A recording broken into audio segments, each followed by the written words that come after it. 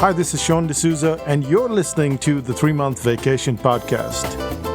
This podcast isn't some magic trick about how to work less. Instead, it's about how to really enjoy the work that you do and to enjoy your vacation time.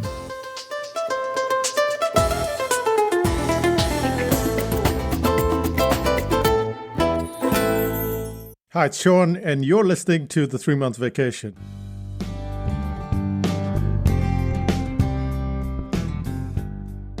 I know it's February, but this is the first podcast of 2020. So let's roll with it, shall we?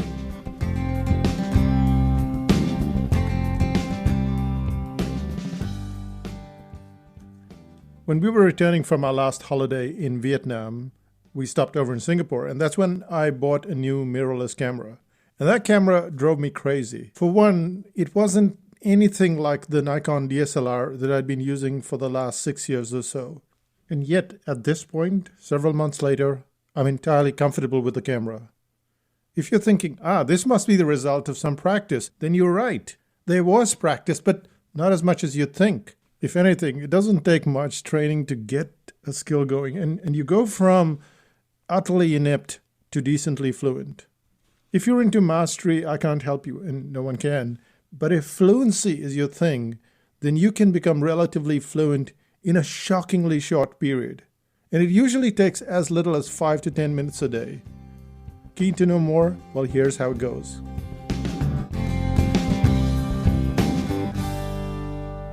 Let's take the example of the Sony camera that I bought.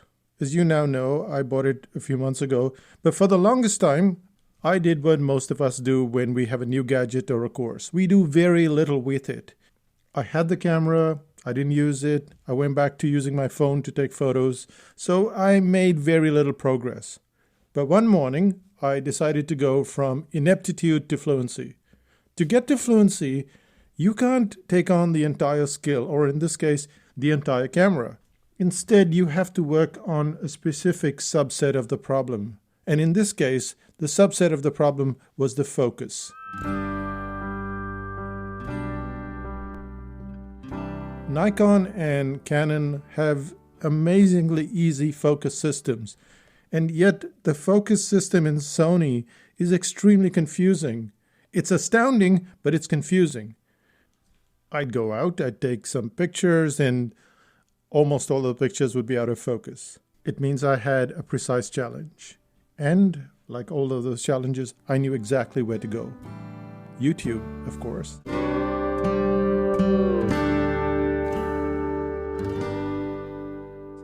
And because focus was my big box, I decided to watch 1 or 2 videos on YouTube every day.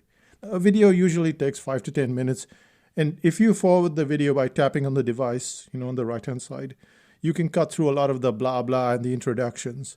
So one day I'd learn about how to use eye focus, which is one of the features of the Sony.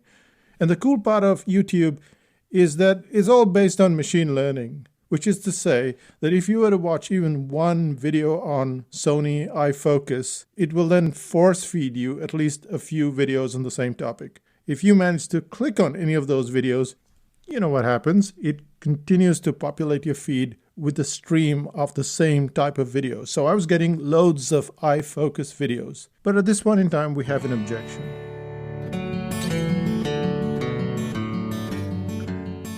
Don't those videos overlap? Isn't it such a waste of time? Let's get real here for a moment. You're going to spend a maximum of 5 to 10 minutes. It's not like 3 hours a day. In many cases, there is going to be overlap, and yet every person that jumps on their own YouTube channel will explain the same concept, but slightly in a different way, which in turn makes you understand and hence implement that one aspect of focus, but in a completely different manner.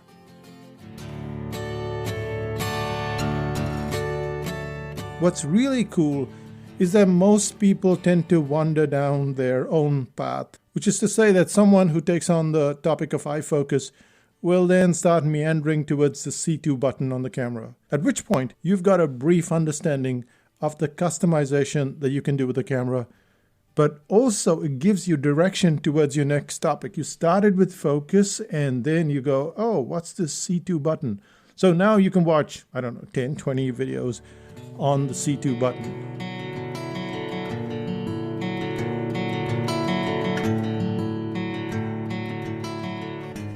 Let's do a little summary here. Let's get back on track and see what just happened.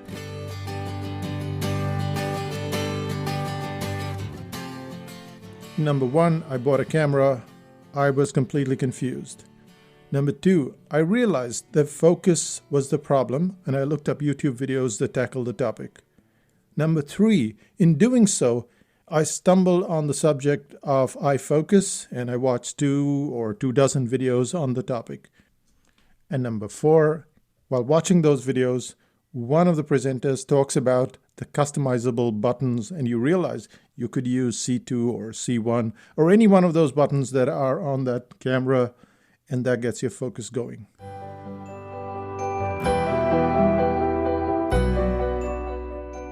In a single week, sitting down for just 5 minutes at a time, delving into a single topic can get you down that rabbit hole of fluency.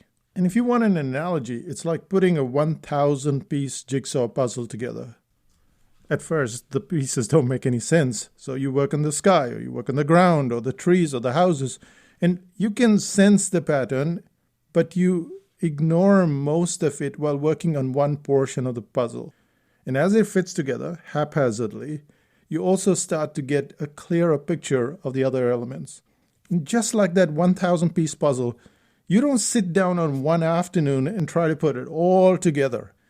Instead, you work your way through it bit by bit, 5 or 10 minutes at a time. And that's how I learn. I tend to put these little 1,000-piece puzzles together bit by bit. Take, for instance, a year ago.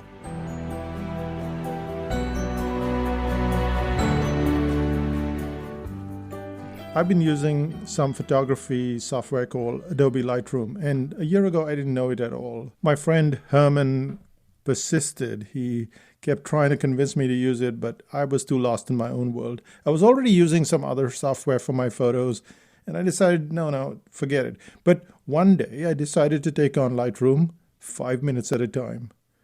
I'd learn something, open up a photo, then implement the idea. And a year later, I was able to edit 800 photos of our trip to Greece, and they were ready to print before we got back to Auckland. Just putting together those tiny bits of the puzzle gets you from complete, I don't know anything, to enormous amount of fluency. No one is saying that YouTube is a complete replacement for real life.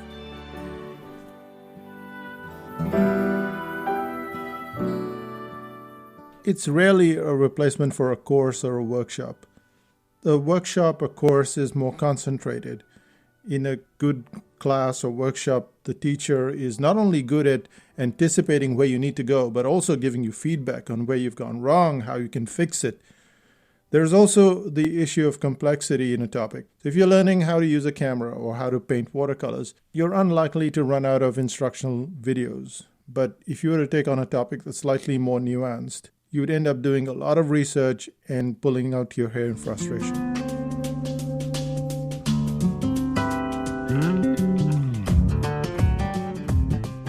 Let's say you wanted to write articles, for instance, and you're more than aware that the first 50 or first 100 words that you write on the page, they're the most crucial because they draw the reader in.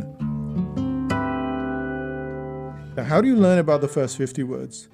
Even the best search engines would tend to quickly get tied up in knots if you're looking for something that specific. If you went even more in-depth and you wanted to improve just the first line of the article, well, that kind of detail is head-scratchingly tedious. So as we're seeing, there is a place for YouTube and these short videos and short instructional stuff, and then there is a place for a more compressed, concentrated workshop or course. And yet most of us can't travel all the time. Most of us can't make this effort to get on a course.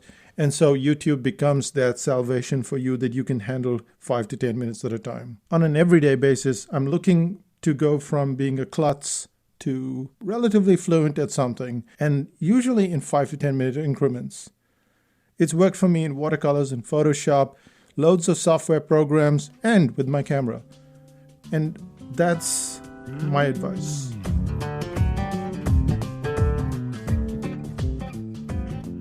I know that a lot of us are looking towards getting to mastery, and mastery is like way down the road. We never get to mastery. But a lot of us can get to fluency and get there relatively quickly. And that brings us to the end of this episode. Let's find out what's happening in psychotactics land. Back in 2013, we did a course, the sales page course. It sold out in 20 minutes. That was quite a surprise for us. But now, after 8 years, we're bringing back the sales page course. And you're wondering what happened during those 8 years if it sold out that quickly. And that is, after a while, I just didn't like it as much. I had to rewrite it. I had to retest it and rework it. And that's kind of what happened in those years, among other things, of course. We have workshops in New Zealand, in Europe, in US, in Singapore. And now we know for sure what works, what doesn't work, how quickly you can get that sales page up and running. So if you're a copywriter or you are about to sell a product or a service online, you're going to need a sales page. And when you're working on that sales page, you have to know what's working, what's not working, but most of all, how to finish that sales page so you can get the product out. And that's what the course is all about. It's going to be on the 27th of Feb, and I've been announcing that as the last day of February, as if I've rechanged the calendar. 28th is the last day, so second last day of February, and you'll get more information as we turn the corner in January. But that's the sales page course coming up. But before that, on the 23rd of Jan, we have the info products course, and the info products course shows you specifically how to put an info product together. Not just more information, but in a way, less information, but in depth, so that a customer can read through it, apply it, and then come back for more. The key is to come back for more. The customer wants to come back for more. We want them to come back for more. And this is how we've run Psychotactics. If you've noticed, we're completely below the radar. Hardly anyone knows of us. We don't do any advertising, no Facebook stuff, no social media, no nothing. And yet our business has been, you could call it wildly successful for the past 20 years. And that is because clients keep coming back. And the only reason they keep coming back is because they get specific results. And this information course, it shows you how to create that information so that your customer keeps coming back. That's pretty much it. And if you're thinking about it or been thinking about it for a while, you want to join 5000 BC, there are lots of benefits. The big benefit is that it's one of the nicest, kindest place that you can be in. I'm around to answer all of your questions, except when I'm on holiday, which I am right now because this was pre-recorded. But other than that, I'm around. Having said that, one of the biggest reasons why you will find 5000 BC useful is that we offer just a few seats for any course or even for home study courses. And once they're gone, they're gone. And as a 5000 BC member, you get first preference, like long before the rest of the list, long before the waiting list. And that's one of the reasons why people join 5000 BC, to get to the front of the line, to get the front of the queue. And that brings us to the end of the second rerun, which is about fluency. Bye-bye. Still listening? Being around my nieces, Marsha and Kira, have been really instrumental in showing me how they achieve this factor of fluency. As adults, we tend to look at the whole picture. So if someone comes up to us and says, would you like to learn Photoshop? We're thinking everything. They're just thinking of the next drawing. They're just thinking of, how do I get this fluency in this aspect? Or how do I get this fluency with this tool? And that's really what they're doing. And then they'll play with it for a while. And I think I've learned from that. I've learned how to be more like a child and just focus on getting fluent in one aspect rather than everything. And if I get everything else wrong, it's fine, as long as I get this one thing right. Try this method. I think it'll help you a lot. And we'll see you in 5000 BC. Bye for now.